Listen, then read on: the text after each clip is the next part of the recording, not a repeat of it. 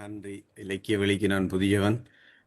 அதிலும் அதிகமாக இந்த இலக்கிய கருத்தாடல்களிலே நான் கலந்து கொள்வது குறைவு. கூடுதலாக அரங்குசார் விடயங்களோடு என்னுடைய கவனத்தை அதிகம் செலுத்துவதனால், ஆனால் இது ஒரு நண்பர் ரமேஷினூடாக எனக்கு கிடைத்த ஒரு சந்தர்ப்பம். நாட்டுக்கூத்து கலாநிதி பூந்தான் யோசேப்பு பற்றி அகஸ்தியர் ஐயா எழுதிய அந்த நூலை அடிப்படையாக வைத்துக்கொண்டு இந்த கருத்தை முன்வைக்குமாறு அவர் என்னோடு உரையாடியதன் விளைவாகத்தான் இந்த இலக்கிய வழி கருத்தாடலிலே இணைந்திருக்கிறேன். எனவே இதை ஒருங்கிணைக்கின்ற தானா சிவபாலு ஐயா அவர்களுக்கும் இதிலே கருத்துரை வழங்கிய மூசி கந்தையா, சூனா குணேஸ்வரன், சீனா ரமேஷ், என்னும் ஜேசீலன் ஆகிய நண்பர்கள் அனைவருக்கும் என்னுடைய வணக்கம். நான் முதலிலே ஏற்கனவே புதுக்குடியிருப்பு போய் வந்ததனாலே நான் உடனடியாக இதோடு உரையாட முடியவில்லை, மன்னிக்கவும். நான் இந்த உரையாடலை இதை இயக்கிக் கொண்டிருக்கிறவர் உங்களுடைய அயலூர் தான், சரவணையைச் சேர்ந்தவர் அகில் சாம்பசிவம் அவர்கள். இல்ல, நான் உங்களை பற்றிய குறிப்பு, நான் அகில் பேசுறேன். உங்களை பற்றிய குறிப்பை நண்பர் ரமேஷ் அனுப்பியிருந்தார். அப்ப அதுல கிடந்தது நாரந்தனி என்று. அப்ப நான் அடடா நம்ம பக்கத்து ஊர்க்காரன் என்று நான் சொன்னேன். நான் சரவணன். நன்றி. நான் உண்மையா இப்ப ஏற்கனவே உரையாடிய எஸ் அகஸ்தியர் அவர் பற்றினதான எழுத்துக்கள் தொடர்பான இந்த விவாதங்கள் எனக்கு ஆச்சரியம் என்றால், நான் உண்மையாக மிகப்பெரிய வாசகன் என்று சொல்ல முடியாது. வாசிப்பது என்பது என்னுடைய குறிப்பாக நான் நாடகக்கலையோடு அதிகம் ஈடுபடுவதனாலோ என்னவோ அகஸ்தியர் ஐயா பற்றி முன்னாலே அதிகம் நான் அறிந்து கொள்ளவில்லை. ஆனால் இந்த பூந்தான் யோசேப்பினுடைய வாழ்க்கை வரலாறு தொடர்பான அவருடைய நூல் என்னிடம் அது நீண்ட காலமாக இருக்கிறது. அதை பல தடவைகளை நான் பார்த்தும் இருக்கிறேன். அதை எழுதியவர் அகஸ்தியர். அவர் ஒரு முக்கியமான எழுத்தாளர் என்ற ஒரு விடயம் இதிலே பதிவு செய்யப்பட்டிருக்கிறது. அதை ஒரு ஆரம்பத்துக்கு ஒரு தொடக்கமாக அந்த நேரத்திலே இதை வெளியீடு செய்த நவரச நாட்டுக்கூத்து கலாமன்றம் அவரை பற்றி பதிவு செய்த ஒரு சிறிய குறிப்புரை, அதை இந்த நேரத்திலே நான் பதிவு செய்ய விளைகிறேன். 1947 கவிதையில் ஆரம்பித்த இவர் 300 சிறுகதைகள், 9 குறுநாவல்கள், 9 நாவல்கள், 40 வானொலி மேடை நாடகங்கள், உலகத் தலைவர்களின் 40 வாழ்க்கை சித்திரக்கதைகள், 2 ஹாஸ்ய நாடகங்கள், பிரமுகர் பேட்டி உத்தியில் 15 சிருஷ்டிகள், 100 இலக்கிய சித்தாந்த விமர்சன கட்டுரைகள், ஒரு நூற்றாண்டின் 2 தமிழ் நாவல்கள் என்ற ஒப்பாய்வு கட்டுரை, 70 குட்டி உருவக கதைகள், உணர்வுற்றுருவ சித்திரம் என்ற 10 பரிசோதனை கதைகள், இப்படியெல்லாம் இதுவரை எழுதியுள்ளார். இருளினுள்ளே 3 குறுநாவல் தொகுப்பு, நீ 7 ஊற்றுருவ சித்திரங்களின் தொகுப்பு, திருமணத்திற்காக ஒரு பெண் காத்திருக்கிறார் நாவல், மண்ணில் தெரியுதொரு தோற்றம் நாவல் ஆகிய நூல்கள் வெளிவந்துள்ளன. ஈழத்தின் சகல பத்திரிகைகள் சஞ்சிகைகளிலும் 14 புனை வேர்களிலே எழுதி வரும் அகஸ்தியர் தாமரை, கலைமகள், தீபம், எழுத்து, கண்ணதாசன் ஆகிய இந்திய இலக்கிய சஞ்சிகளிலும் எழுதி வருகிறார். தாமரை 1970 இவரில் உருவப்படத்தை முகப்பட்டையிலே போட்டு இந்தியாவிலே கௌரவித்தது. 1963, 64, 68 ஆண்டுகளில் வானொலி, இலங்கை எழுத்தாளர் சங்கம், ஈழநாடு ஆகிய ஸ்தாபனங்கள் நடத்திய சிறுகதை நாவல் போட்டிகளில் 1ஆம் 2ஆம் பரிசுகளை பெற்றுள்ளார். சோவியத் சிங்கள மொழியிலும் இவர் கதைகள் மொழிபெயர்க்கப்பட்டுள்ளன. கர்நாடக சங்கீதம், மிருதங்கம், நாட்டுக்கூத்துக்கலை, நடித்தல், பாடுதல் ஈடுபாடுள்ளவர். இலங்கை முற்போக்கு எழுத்தாளர் சங்கம், இலங்கை மக்கள் எழுத்தாளர் முன்னணி ஆகிய இலக்கிய ஸ்தாபனங்களின் தலைமை பீடத்தினர். 29/8/1926 ஆனக்கோட்டை சவரிமுத்து அன்னம்மா தம்பதிகளின் 3வது புதல்வராக பிறந்த அகஸ்தியர் 5/2/55 அன்னை இல்லம் கீரிமலை அக்னேஷ் நவமணி என்னும் பெண்மணியை திருமணம் புரிந்தார். நவஜோதி, நவஜெயா, நவஜகனி என்னும் புதவிகளும் நவஜீவா என்ற புத்திரரும் இருக்கின்றனர் என்று இந்த நவரச நாட்டுக்கூத்து கலாமன்றம் இவரை பற்றி பதிவு செய்கிறது. அப்ப இதை நான் அறிந்து கொண்டிருக்கிறேன், ஆனால் இந்த எழுத்துக்களை வாசிக்கவில்லை. எனக்கு இன்று எனக்கு உண்மையிலே கிடைத்த ஒரு அருமையான சந்தர்ப்பம். ஏற்கனவே நண்பர்கள் இவர் பற்றி கூறிய பல்வேறுபட்ட கருத்துக்களை நான் கேட்கக்கூடியதாக இருந்தது. ஆனால் இதை உண்மையாக அவரை பார்க்கின்ற போது ஒரு இடதுசாரி சிந்தனையாளன், மார்க்சிய எழுத்தாளன், ஒரு யதார்த்த எழுத்தாளன், முற்போக்கு இலக்கியவாதி என்றெல்லாம் சொல்லப்படுகின்ற இவர் ஒரு நாட்டுக்கூத்து கலைஞனுடைய வரலாற்றை ஏன் எழுதப் புகுந்தார் என்றது எனக்கு ஒரு கேள்வியாக எழுந்து நிற்கிறது. நவரச நாட்டுக்கூத்து கலாமன்றத்தினுடைய வேண்டுகோளை ஏற்று இவர் அதனை நூலாக எழுதியிருக்கிறார். அவை ஒரு பல்வேறு இலக்கியங்களை படைத்த இவர் இந்த கலைஞருடைய வாழ்க்கை வரலாறை எழுத வேண்டும் என்று ஏன் நினைத்திருக்கிறார் என்று ஒரு கேள்வி எனக்குள்ளே எழுந்திருந்தது. ஆகவே அதை நான் தேடிய போதுதான் இவர் அடிப்படையிலே ஒரு கலைஞனாக இருந்திருக்கிறார். இந்த கொள்கைகளுக்கு அப்பால், சித்தாந்தங்களுக்கு அப்பால் அவர் கலையோடு வாழ்ந்திருக்கிறார். ஆகவே அது இந்த சித்தாந்தங்களுக்கு அப்பால் அவரிலே ஒரு செயல்பாட்டை ஏற்படுத்தி இருக்குமோ என்று நான் நினைக்கின்றேன்.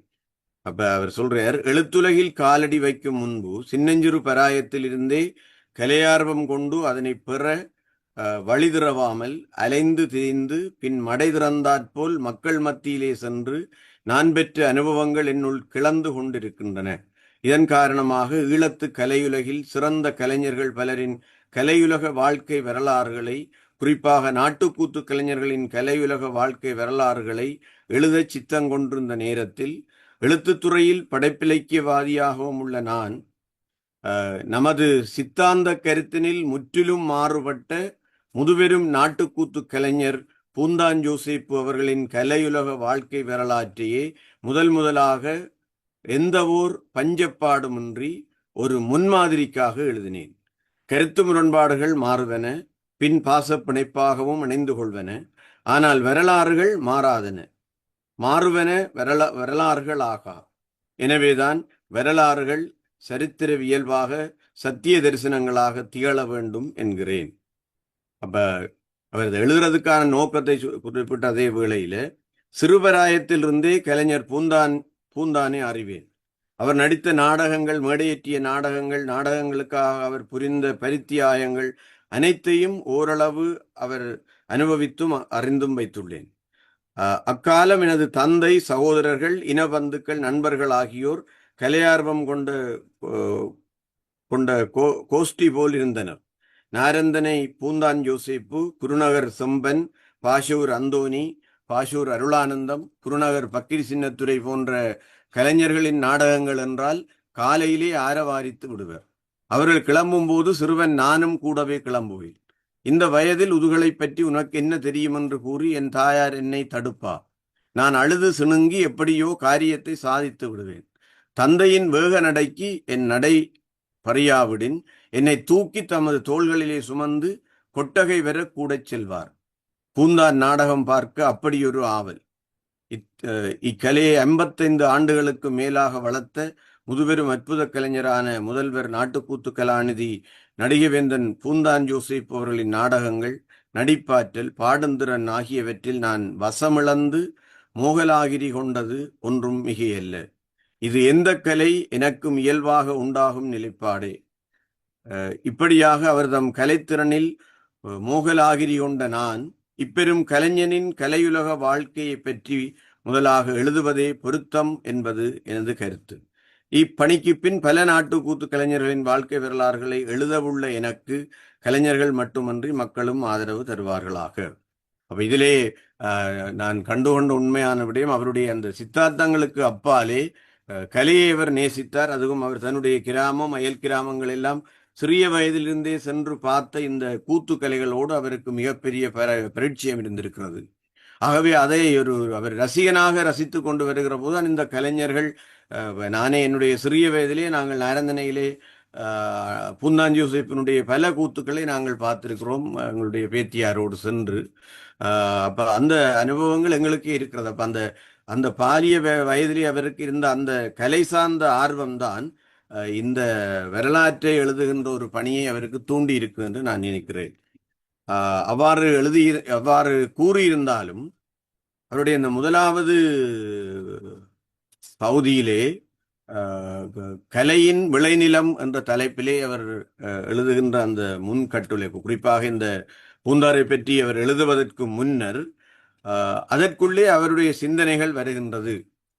எவ்வாறு முதலாளித்துவ காலகட்டத்திலே கலைகள் அவர்களுக்கு பணி செய்கின்றவையாக இருந்தன, பின்னர் பிரபுத்துவ காலத்திலே அது எப்படி வந்தது, என்றெல்லாம் வந்து கலைஞர்கள் சுதந்திரமாக தங்கள் கருத்துக்களை வெளியிட வேண்டும் என்ற அந்த கருத்து நிலைப்பாடுகள் எல்லாவற்றையும் இதற்குள்ளே கொண்டு வருகிறார். அப்ப இதற்குள்ளே அவருடைய சிந்தனைகள் வந்து பின்னர் தான் அவர் பூந்தான் யோசிப்பை நோக்கி வருகிறார். ஆகவே இந்த முதலாவது அவர் இந்த நூலை எழுதியதற்கான காரணம் எங்களுக்கு ஓரளவுக்கு விளங்குகிறது.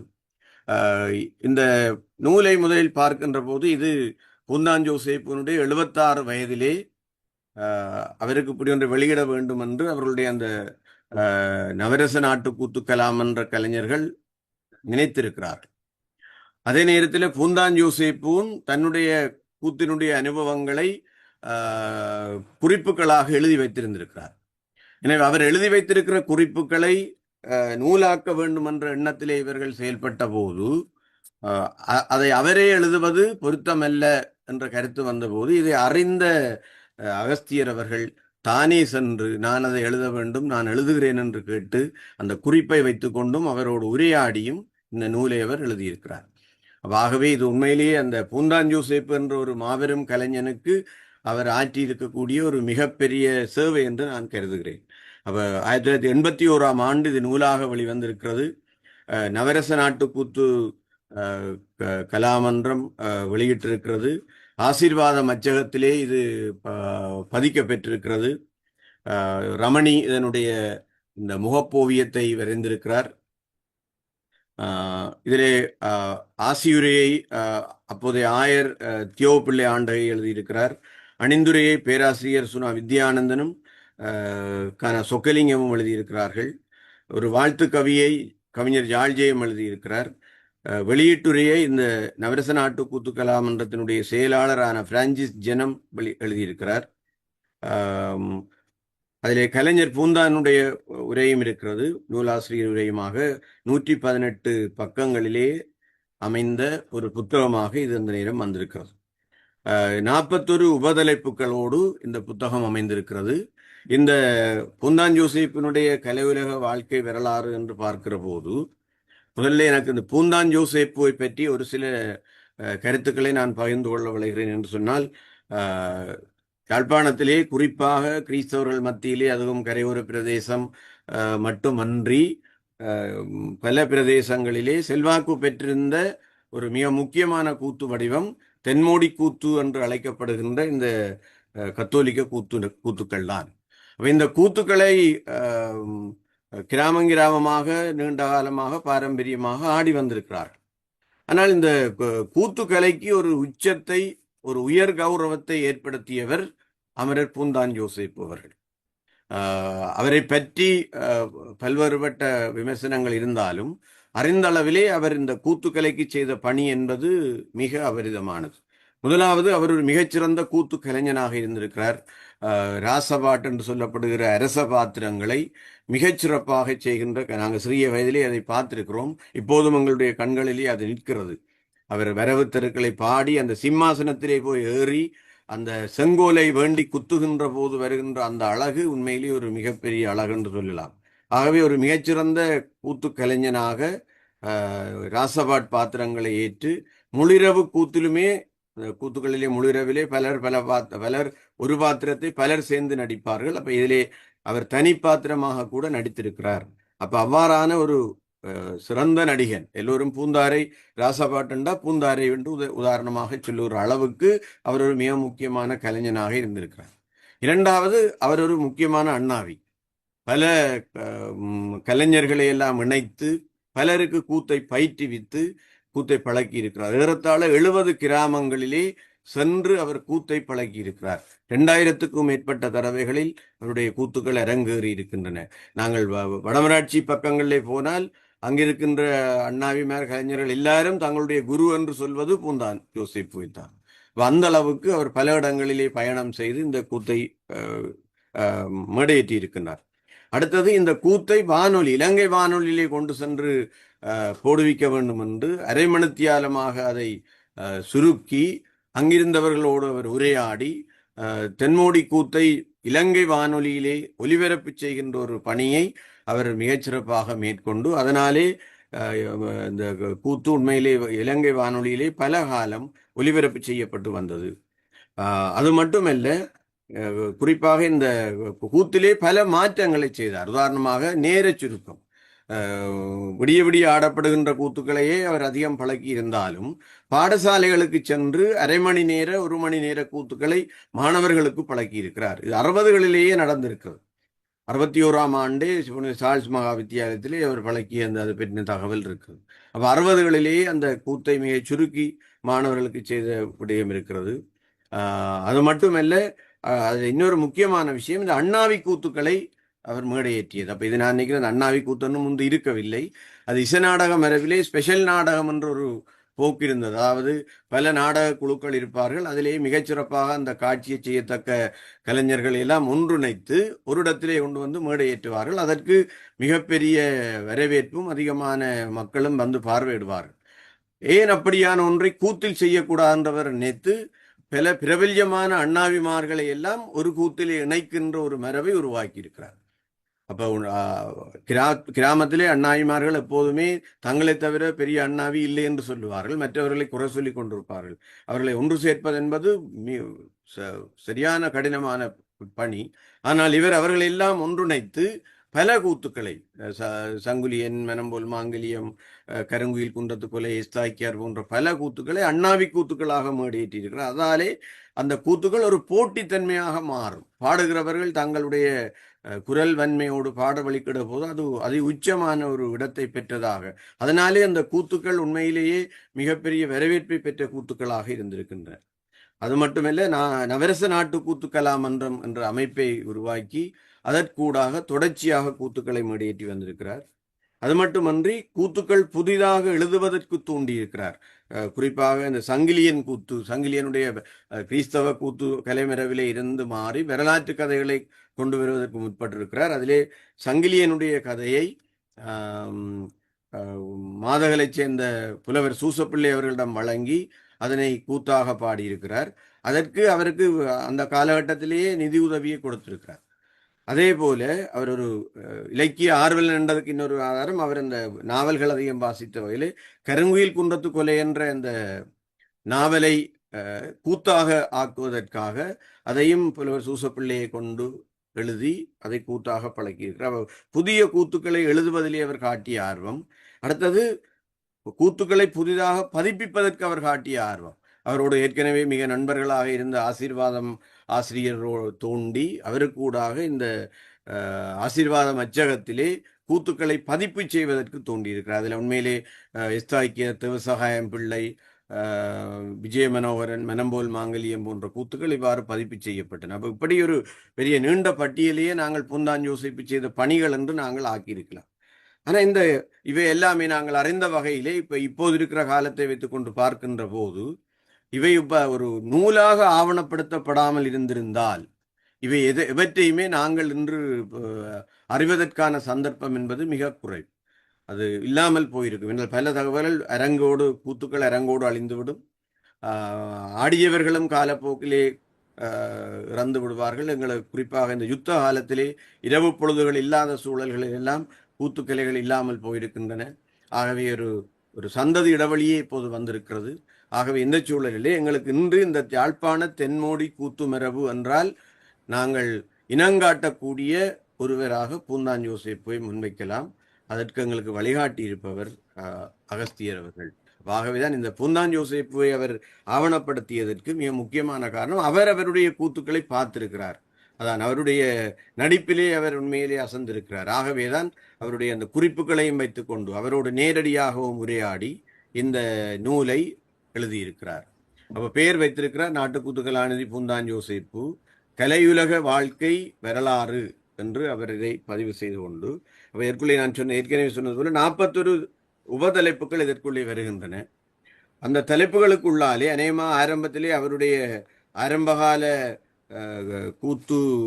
கூத்திலே அவர் எவ்வாறு முதலாக நடிக்க தொடங்கினார் என்றதில் இருந்து அது படிப்படியாக ஓரளவுக்கான வரலாற்றோட்டத்தோடு போனாலும் சற்று முன்பின்னாக சில வரலாறுகள் நினைவூட்டல்களாக பின்னுக்கு வந்து செல்லக்கூடிய வகையிலே அது வந்து பூந்தான் யோசேப்பு அவர்களினுடைய அந்த கலையுலக வாழ்க்கையிலே அவர் சாதித்த பல விடயங்களை இவர் ஆக்கியிருக்கிறார். இப்போ குறிப்பாக இருந்த விடயங்களை எல்லாம் உண்மையிலேயே இவர் தன்னுடைய மொழி சிறப்பினாலே மிகச் சிறப்பாக பதிவு செய்திருக்கிறார். நாங்கள் இதை ஒரு ஒரு நாவலை வாசிப்பதைப் போல அல்ல ஒரு கதையை வாசிப்பதைப் போல வாசிக்கக்கூடியதாக இருக்கிறது. ஒரு வரலாற்றை வாசிக்கின்ற உணர்வு அல்ல.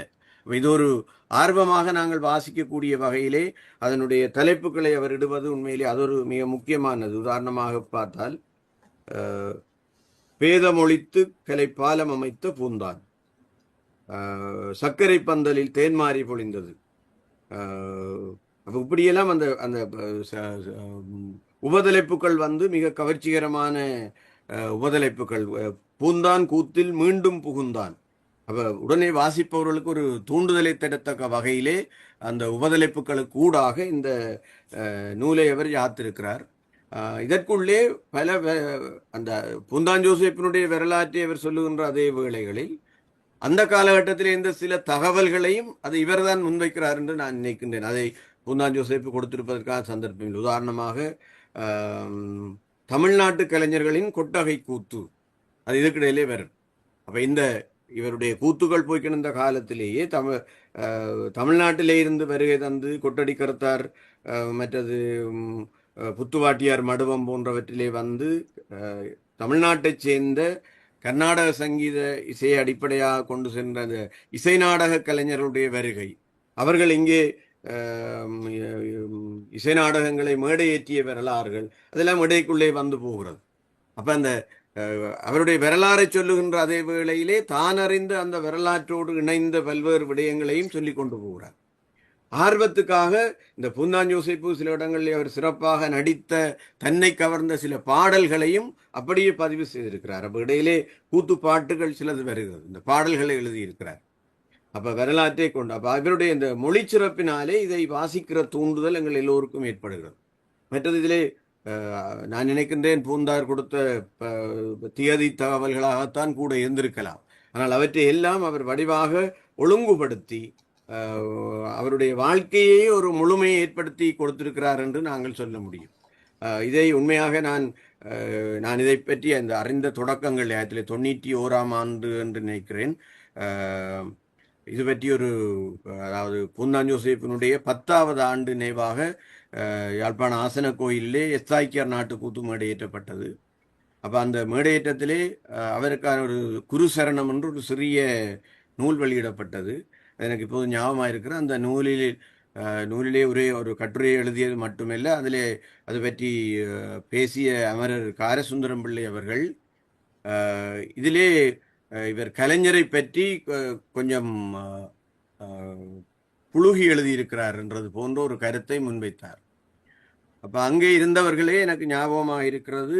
அவர் இப்படி சொல்லுவார், அவர் இதை விட எவ்வளத்தை செய்தவர் எல்லாம் இதில் வரையில்லை என்று சொன்ன ஒரு விஷயம் இருக்கிறது. அப்ப இதிலே நான் பார்த்தபோது எவ்வாறு இவர் அதிலே நேர்மையாக இருந்திருக்கிறார் என்பதை இவரே சொல்லுகிறார். வரலாறு என்பது நிதர்சனத்தின் வெளிப்பாடு, அது கற்பனையின் தரிசனமாய் இருப்பதில்லை. கற்பனை தரிசனமாக அது இருக்கவும் முடியாது. கற்பனையின் தரிசனமாக அமையுமாயின் அது வரலாறாக இருக்கவே முடியாது. சமீப காலமாக ஈழத்து கலை இலக்கிய வரலாறு எழுதிய பலர் உண்மைகளை நிகழ்த்தி தமது விருப்பு வெறுப்பு புறக்கணிப்பு என்கின்ற பாதகங்களை புரிந்து தமது கற்பனை வளம் சேர்த்து கூட்டி குறைத்தும் மறைத்தும் மறந்தும் விதந்தும் நிராகரித்தும் எழுதி குவித்து ஈழத்து கலை இலக்கிய உலக வரலாற்றையே யந்திர ரீதியாக நோக்கி மிக திறமையாக மறைத்து புரட்டி அடித்து விட்டனர். இந்த போக்கு இன்று ஈழத்து கலை இலக்கிய பிறப்பிலே ஒரு சாபக்கேடாகவே இருந்து வருகிறது. எழுத்தாளனுக்குள்ள சத்திய தரிசனம், திண்மை, நேர்மை, வாய்மை என்னும் அரிய பண்புகள் இவர்களிடம் பஞ்சப்பட்டு போனதன் விளைவே இக்கேடுகள் நிகழ காரணம் எனலாம். எனவே இவ்வளவு தெளிவாக ஒரு வரலாற்றை எழுதுவதற்கான தெளிவை சொன்ன ஒருவர் நிச்சயமாக அவரை புகழ்ந்து எழுத வேண்டிய தேவையில்லை என்பது என்னுடைய கருத்து. உண்மையிலே அவர் மிகச்சிறப்பான ஒரு வரலாற்று பதிவை இவர் உண்மையிலே ஆக்கியிருக்கிறார். இதிலே நாங்கள் இதை பார்த்தபோது உண்மையிலேயே இந்த குறிப்பாக பூந்தான் ஜோசப் இவரை பற்றி சொல்லுகின்ற போது அதிலே தான் தெரிகிறது இவரும் சில கூத்துக்களை எழுதியிருக்கிறார். எனது 50வது பொன்விழா மலரில் அகஸ்தியர் சிறு கதையுருவத்திலே எனது கலையுலகை பற்றி எழுதிய சம்பவங்களை பார்த்தபோது என்னை பற்றியும் எனது கலையுலக வாழ்க்கையும் பற்றியும் எப்படியெல்லாம் நுணுக்கமாக இவர் தெரிந்து வைத்துள்ளார் என்பதை நினைத்து வியந்து பெருமிதம் கொண்டேன். அப்ப அவருடைய ஏற்கனவே அந்த மலரில் இவர் எழுதினதை வச்சு கொண்டுதான் இவர் எழுதணும் என்று இவரும் விரும்பி அதை கொடுத்திருக்கிறார் என்று நான் நினைக்கிறேன். திரு அகஸ்தியர் ஆரம்பத்தில் கவிதைகள் எழுதியே எழுத்துலகில் பிரவேசித்தவர். கவிதை எழுதுவோர் ஏதோ ஒரு கலையில் பெரும்பாலும் ஈடுபட்டிருப்பார்கள் என்பது நிச்சயம். அகஸ்தியருடைய அகஸ்தியர் கர்நாடக சங்கீத பயிற்சி உடையவர், மிருதங்கம் வாசிக்க கற்றுக்கொண்டவர். மிருதங்க வித்துவான் மானிப்பாய் செல்லையா அவர்களிடம் இவர் மிருதங்கம் பயின்ற போதே இவரை நான் அறிவேன். அகஸ்தியருடைய கவித்துவத்தை அண்மையில் அவர் மேடையேற்றி ஆஞ்சலோ நரசனாக நடித்த விஜயமனோரன் நாடகத்தில் அவரே இயற்றிய சில பாட்டுக்களிலிருந்து காண முடிகிறது. அந்த பாடல்களில் இப்படி ஒரு சந்த விருத்தம். நான் நினைக்கிறேன் விஜயமனோரன் ஏற்கனவே இருக்கிற ஒரு கூத்தன் நினைக்கிறேன். ஆனால் அதுல ஒரு பாட்டை இவர் இயற்றி பாடி இருக்கிறார். நான் நினைக்கிறேன் அப்ப அதை இவர் எழுதுறார். மிக அருமையான சந்தங்கள். உதாரணமா அண்டமே மண்டி நடுங்கி ஒடுங்கிட ஆண்டவன் ஆட்சிதனில் இது ஒரு சந்ததமாக பாடினால் இதன் அழகு வடிவாக வரும். அண்டமே மண்டி நடுங்கி ஒடுங்கிட ஆண்டவன் ஆட்சிதனில் விண்டு காடா வீடும் தண்டியர் படையோடு தண்டனிட்டேன் எதிரே கண்டன குரலிடும் மண்டூக பிறவியாம் மாபெரும் மூடர்களே கண்டிசை ஆஞ்சலோன் கண்டி புரைகளை துண்டி மறுத்திடவோ.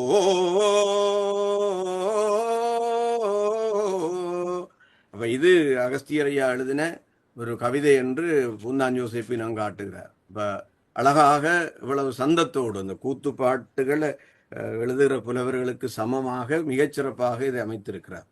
அப்ப ஆகவே அதை கீழ் எழுதுகிறார். இப்படியாக பல்வகை ஆற்றல் உள்ள புகழ்மிக எழுத்தாளரை அகஸ்தியர் எனது கலையுலக வாழ்க்கை வரலாற்றை எழுதுவதற்கு முழு தகுதியுடையவர் என்பதால் என்னை அவர் அணுகி இது பற்றி கூறிய போது இதற்கு மகிழ்ச்சியோடு அனுமதி வழங்கி மகிழ்வடைந்தேன். அப்ப ஆகவே அந்த கீழ் எழுதுகிறார். எனது கலை ஆர்வம், கலையுலக சேவை, கலையுலக அனுபவங்கள், தனித்துவம் ஆகியவற்றை நுணுக்கமாக விவரித்து முறையாகவும் அழகாகவும் அவர் எழுதி இந்நூலை ஆக்கியுள்ளார். கலையுலகின் சார்பாக எழுத்தாளர் அகஸ்தியருக்கு என் பாராட்டும் அன்பு கலந்த நன்றியும் என்று அப்ப அந்த எழுத்தாளன் அவர் எழுதியிருக்கிற விஷயம். அதே போல நவரச நாட்டுக்கூத்து கலாமன்றம் சொல்லுகிறது, திரு அகஸ்தியர் இந்நூலை மிக இலகுவான நடையில் பலரும் விரும்பி ரசித்து படிக்கும் வகையில் அழகு தமிழில் சுவை சொட்டு எழுதியுள்ளார். எழுத்தாளர் அகஸ்தியர் அவர்களுக்கும் கலைஞர் பூந்தான் ஜோசப் அவர்களுக்கும் நன்றி என்றவர்கள் சொல்லுகிறார்கள். இதை விட முக்கியமாக பேராசிரியர்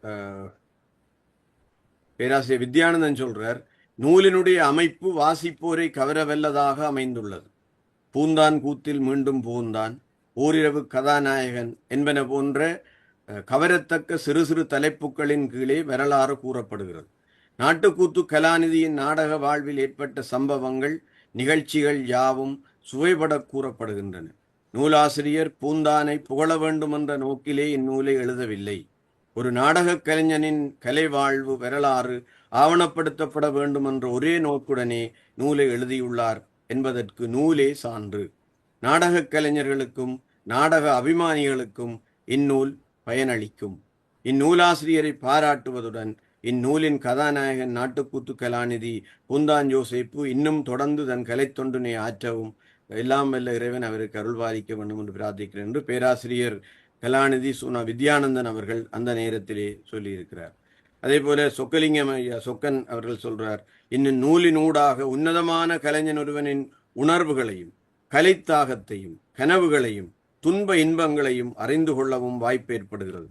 நாட்டுக்கூத்து கலாநிதி என்ற தனி மனிதன் ஒருவரின் சாதனைதானா இவை என்ற மலைப்பு ஏற்படும் அளவுக்கு இடையராது பல சாதனைகளை அவர் புரிந்துள்ளமைக்கு நிரந்தரமான சான்றாக இந்நூல் விளங்குகிறது. ஆகவே இவர்கள் எல்லோரும் தந்திருக்கிற இந்த மதிப்புரைகளே இந்த நூலுக்கு ஒரு சான்று. ஒரு வகையிலே நாங்கள் பார்த்த அகஸ்தியரையா அவர்கள் உண்மையிலேயே இந்த வாழ்க்கை வரலாற்றை ஏன் எழுதியிருக்கிறார், ஒரு விபத்தாக இதுக்கு வந்தார் உண்டா இல்லை, அவருடைய பாலப்பருவத்திலே அவருக்கு இருந்த கலை வாழ்வினுடைய ஆர்வத்தில் ஒரு கலைஞனை ஆவணப்படுத்தி ஒரு வரலாற்றுக்கு மிக முக்கியமான பணியை ஆற்றியிருக்கிறார் என்ற வகையிலே இந்த நாட்டுக்கூத்து கலாநிதி பூந்தாஞ்சோசேப்பு அவர்களுடைய கலையுலக வாழ்க்கை வரலாறு என்ற நூல் ஒரு மிக முக்கியமான நூலாக இருக்கும் என்று கூறி எனக்கு இந்த சந்தர்ப்பத்தை தந்தமைக்கு நன்றி கூறி விடைபெறுகிறேன். நன்றி.